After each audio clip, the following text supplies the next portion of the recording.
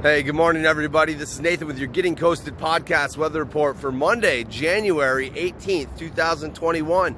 It's going to be a beautiful day today on the coast. They say high 52, but I think if it stays clear and beautiful like this, we're going to get up to 55. Right now, it's a little bit chilly, about 37 degrees. Dropped down just below freezing last night. I had some snow, or rather no snow. Had a little bit of frost, though. I'll take a little bit of frost on my windshield over snow any day. All right, everybody, so the tide just came rushing in, and I jumped on this rock.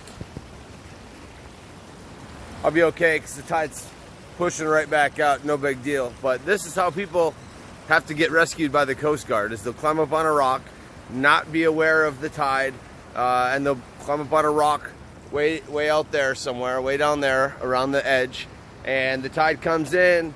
Next thing they know, they look around and, oh crap, tide's in. How do we get off of this thing? Coast Guard helicopter. Don't be that person.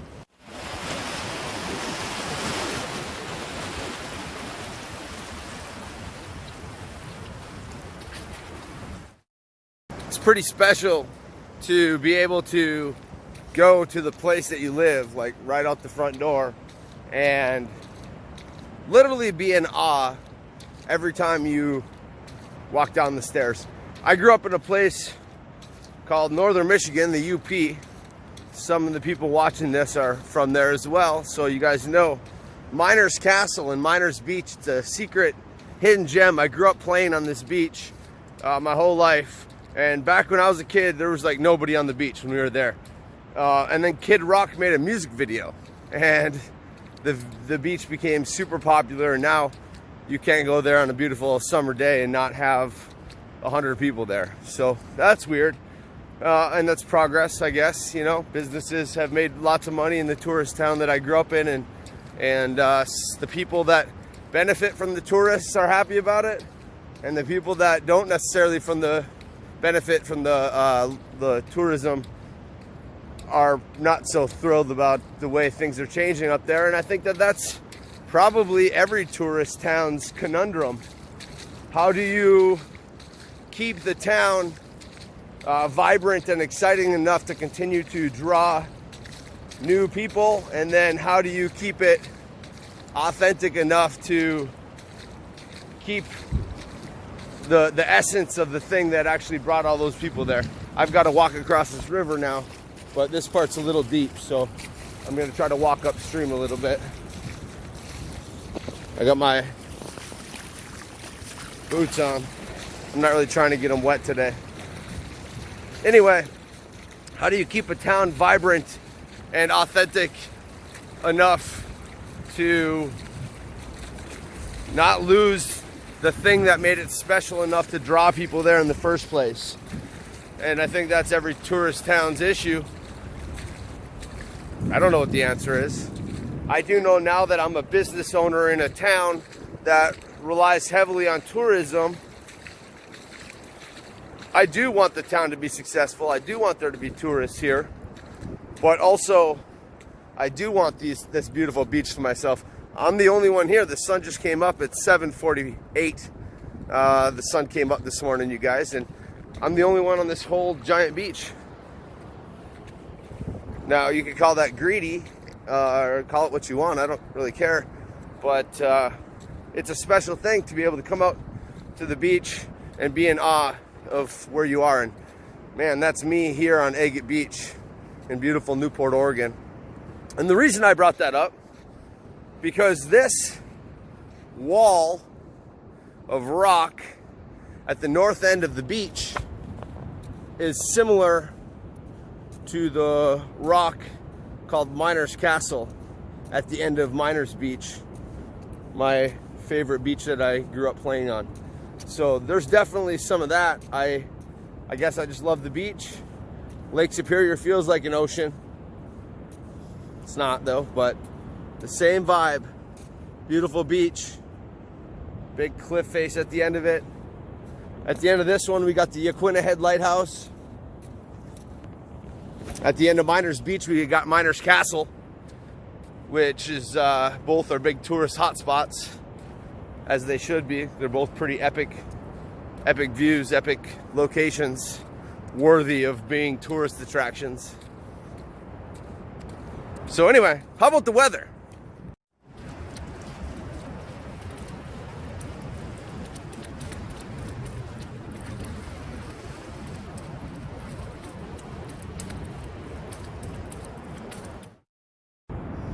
Quick update on the beach cleanup, the microplastics competition that I threw out there the other day.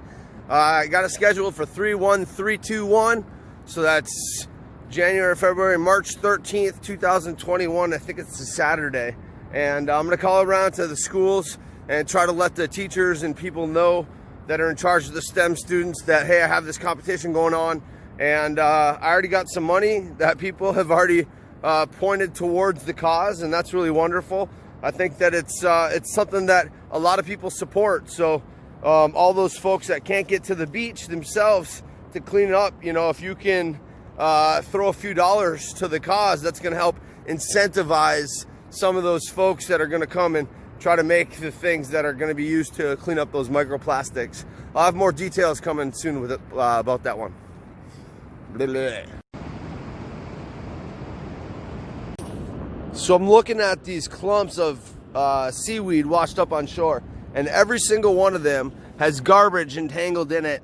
And then I got to this one, and look at this. There's a fishing pole. What? Oh my God, I didn't even see this.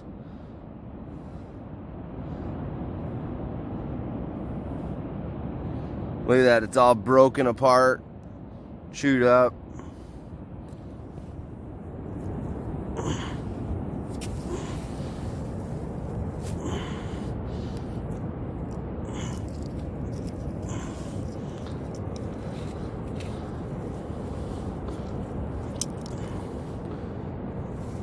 And there's more. I mean, there's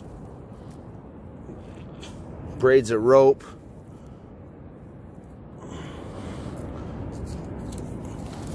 This is just, you know, 30 seconds of picking out of one seaweed clump. Look at this. Let's go over here. Look at this one. Oh, there's the rest of that fishing pole. No, it's a tube.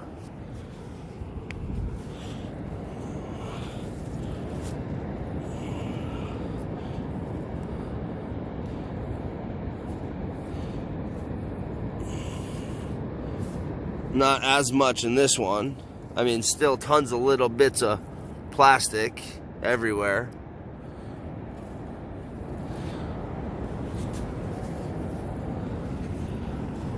Look at this. Lots of rope. Rope is one of the consistent polluters here. And it just gets wrapped up in everything and slowly chewed up. Some styrofoam. So 3 clumps of seaweed within 10 feet of each other have produced this much garbage. That is a problem, my friends. Look at that. That should make you feel sick to your stomach. There's a lot of clumps of seaweed. There's a lot of pollution. It's a shame.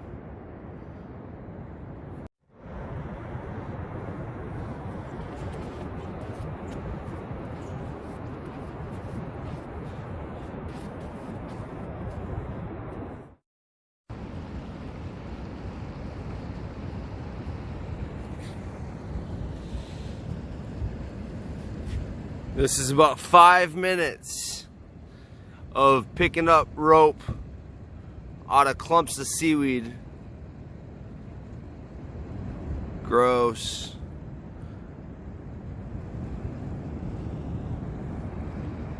So biodegradable rope is what we need, obviously.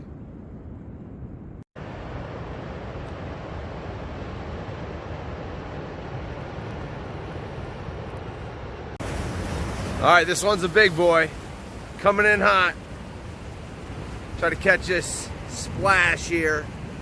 You can feel it, the power of these waves smashing the rocks.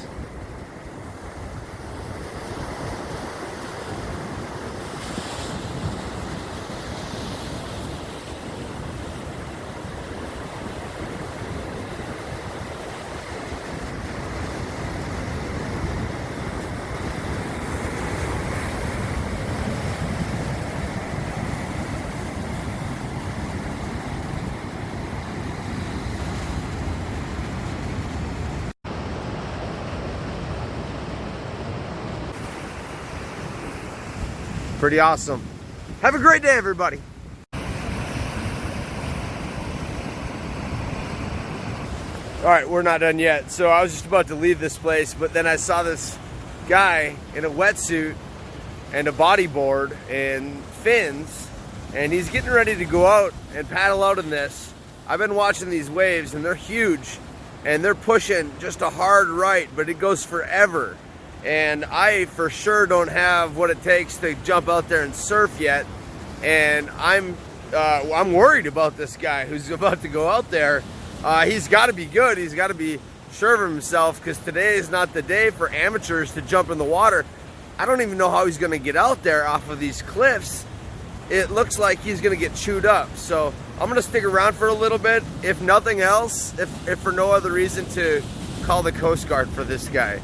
But I'm ready to see what he's got to get in there, because he's got to be pretty good. We'll see.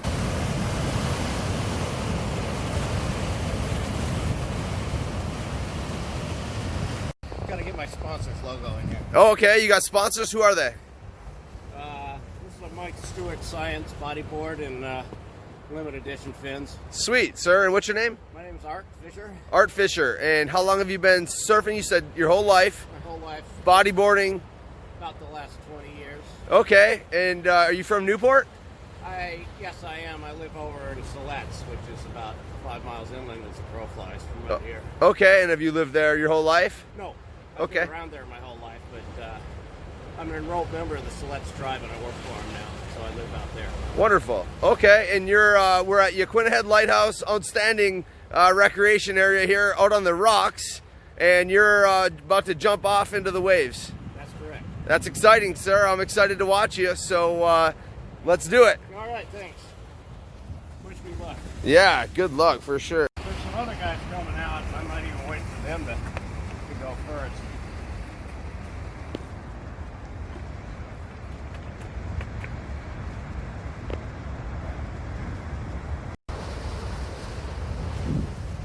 The important thing about jumping in is you got to scope it out really carefully first. Yes, I can imagine.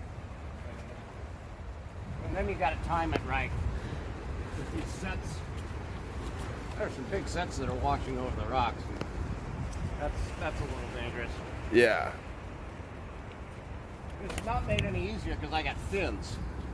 It isn't easier? Well, not getting in. Well, and you put the fins on before you jump in? Yes. It's really hard to put them on in the water. Some people do it, but it's unfortunate. And how old are you, sir? 66. 66. Yeah. Awesome. I hope I'm doing stuff like this when I'm 66. Well, I'm slowing down. I mean, I thought about it today. It's such a nice day, and it's as well pretty organized. So consistent enough where you can trust Yeah. the process. Yeah, when you know when there's going to be a break in the swell, and that's kind of what you wait for. And then you time your jump. Once you get about 10 feet away from the rocks, you're safe. If anything comes through, even you can duck under it. But it really looks like fun out there. Yeah, this is beautiful. Yeah. So I'm going to go over where I see you guys go. If they go over up around those boulders, and there's probably a flat jump off somewhere around there. I won't follow you all the way, but I'll get where I can go without getting wet. Yeah. Actually, I fractured some bones in my neck on the right fascia. I think it's called a fascia, or some process on the right side of my neck. I got a little fracture in it once. It's about 8 years ago down at South Beach. It was on a small day. I just did a face plant on a little wave that I was getting in the barrel of, and my head went snapped back really hard that way. I got a shiner. I got proof that I hit pretty hard. Yeah. It really stunned me. I was really lucky. But it could have knocked me out. And that's a little more serious. I don't want to be out there for a set. No.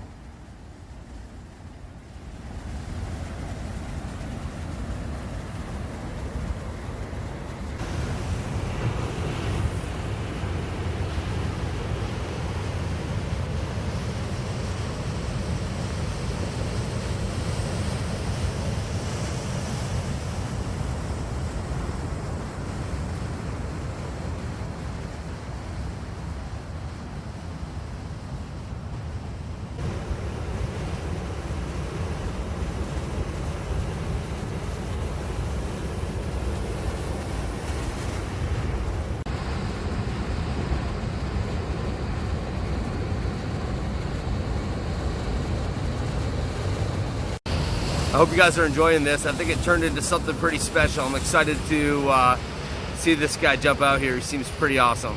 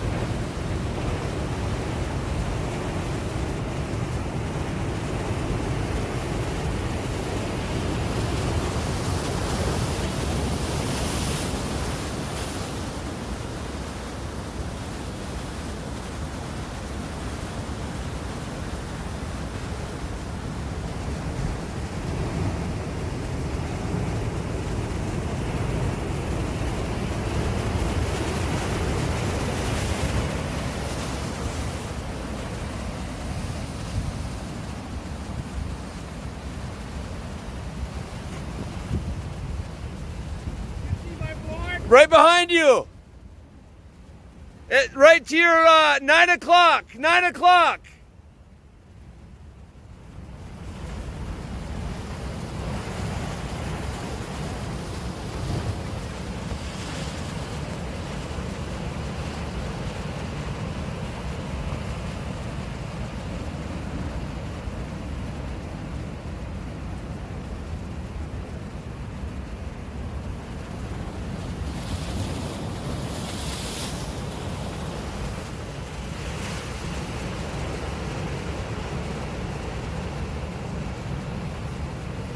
Holy cow, Art. You are a maniac, sir.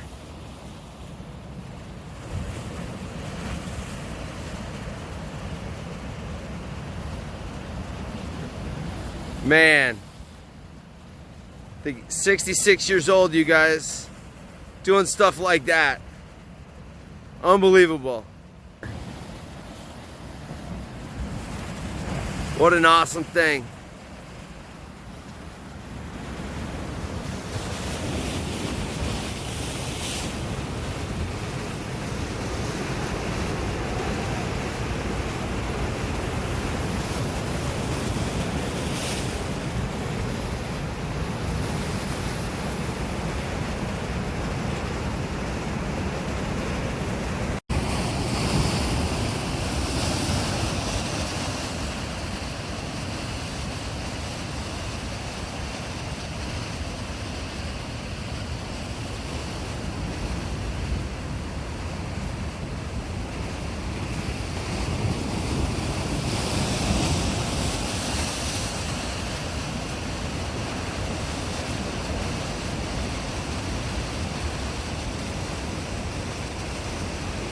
My phone's about to die, but wow. Stay coasted.